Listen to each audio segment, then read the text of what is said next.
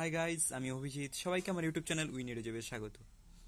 এই মুহূর্তে একটি গুরুত্বপূর্ণ প্রশ্ন নিয়ে হাজির হয়েছি। তোমরা দেখতেই পাচ্ছ ডিস্টেন্স ডাইরেকশনের ওপর একটি দারুণ প্রশ্ন। আপকামিং এক্সামের খুব গুরুত্বপূর্ণ, প্রায় আমরা দেখতে পাই এই ধরনের লজিকের ওপর এই ধরনের প্রশ্নগুলো আমরা দেখতে থাকি। রিজনিং একটা দারুণ টপিক, ডিস্টেন্স ডিরেকশন। আমরা জানি প্রত্যেকটা পরীক্ষাতে 1 থেকে 2টা প্রশ্ন আমরা কমপক্ষে আমরা দেখতেই পাই ডিস্টেন্স ডাইরেকশনের ওপর থাকে। চলো এই ভিডিওতে আমি দেখাচ্ছি এই ধরনের প্রশ্নগুলোকে আমরা কিভাবে কুইকলি এবং ইজিলি সলভ করতে পারি। সবার প্রথমে দেখো কি বলছে, এক ব্যক্তি বাড়ি থেকে দক্ষিণ দিকে 20 মিটার পথ হেঁটে বাস স্ট্যান্ডে পৌঁছায়। প্রশ্নটা আমি পড়ছি, দেখো। তারপর সেখান থেকে 40 মিটার পূর্ব দিকে হাঁটে সে।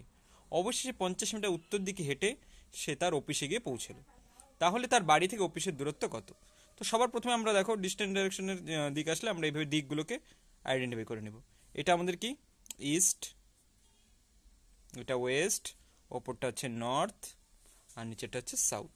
তো সবার প্রথমে কি বলছে, ব্যক্তিটা বাড়ি থেকে দক্ষিণ দিকে 20 মিটার পথ হাঁটলো। তাহলে আমরা ধরে নিলাম এখান থেকে তার বাড়ি, তো এখান থেকে হচ্ছে সে 20 মিটার গেল, মনে করো এই বিন্দুতে এসে পৌঁছালো। তাহলে এইটুকুন পথ সে গেল, এটা হচ্ছে 20 মিটার, কারণ বাড়ি থেকে দক্ষিণ দিকে গেছে, তাহলে 20 মিটার পথ গেল। তারপর কি বলছে, সেখান থেকে সে পূর্ব দিকে হাঁটলো। তাহলে এখান থেকে পূর্ব দিকে হাঁটলো মানে পূর্ব দিকে, তাহলে এখান থেকে যাবে পূর্ব দিকে কতটা পথ গিয়েছে, 40 মিটার পথ গিয়েছে। তাহলে মোটামুটি আমরা দেখবো 20 মিটার যতক্ষণ নিয়েছে তার জন্য ডবল হয়, তাহলে মোটামুটি এটা হয়ে গেল 40 মিটার। তাহলে এইদিকে চলে যাচ্ছে 40 মিটার পথ গেল। তারপর সেখান থেকে সে উত্তর দিকে গিয়েছে কত, 50 মিটার পথ গিয়েছে। দেখো উত্তর দিকে 50 মিটার পথ গিয়েছে মানে অনেকটাই দূরত্ব যাবে। এইবার দেখো এইটুকুন যদি 20 মিটার হয়, তাহলে আমাদের এখানে যদি আমরা এটাকে এই দাগটাকে বাড়িয়ে দিই, তাহলে এইটুকুন 40 মিটার হলে এই পথটুকু 40 মিটারই হবে, কারণ সেম ডিরেকশন।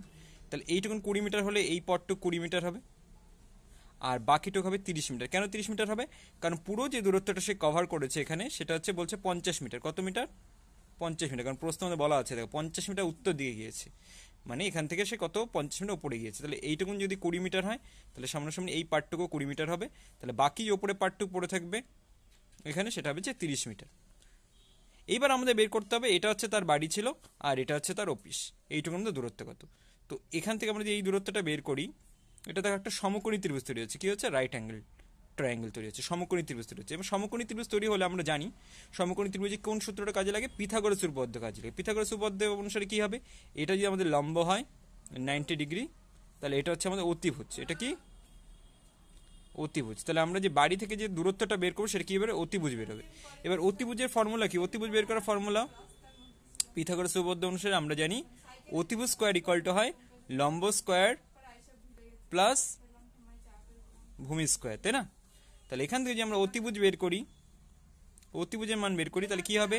রুট ওভার লম্ব স্কোয়ার প্লাস ভূমি স্কোয়ার হয়ে যাবে, তাই না? লম্ব স্কোয়ার প্লাস ভূমি স্কোয়ার হয়ে যাবে। তাহলে আমাদের ভূমি কতটুক, এই যে এই মানটুক হচ্ছে ভূমি, মানে 40 মিটার হচ্ছে ভূমি, আর হচ্ছে লম্ব হচ্ছে আমাদের উপরে 30 মিটার। তাহলে এখানে আমরা যে মানটা বের করি, তাহলে কি হবে? 40 স্কোয়ার প্লাস 30 স্কোয়ার। তাহলে 40 স্কোয়ার করলে হচ্ছে হবে 1600, আর 30 স্কোয়ার করলে হবে 900। 1600 আর 900 যোগ করলে হবে 2500। 2500 রুট করলে আসবে কত? 50। তাহলে 50 মিটার হবে আমাদের উত্তর।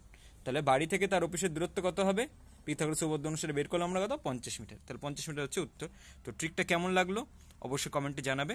দেখা হবে পরবর্তী ভিডিওতে। ততক্ষণের জন্য সবাই এই চ্যানেলটিকে অবশ্যই সাবস্ক্রাইব করে নেবে, কারণ প্রতিনিয়ত আমি এরকম ভিডিও নিয়ে হাজির হচ্ছে, যেগুলো আপকামিং এক্সামের জন্য খুব গুরুত্বপূর্ণ, প্রিপারেশনের ক্ষেত্রে দারুণ হেল্পফুল হবে। টাটা, সবাই ভালো থাকবে।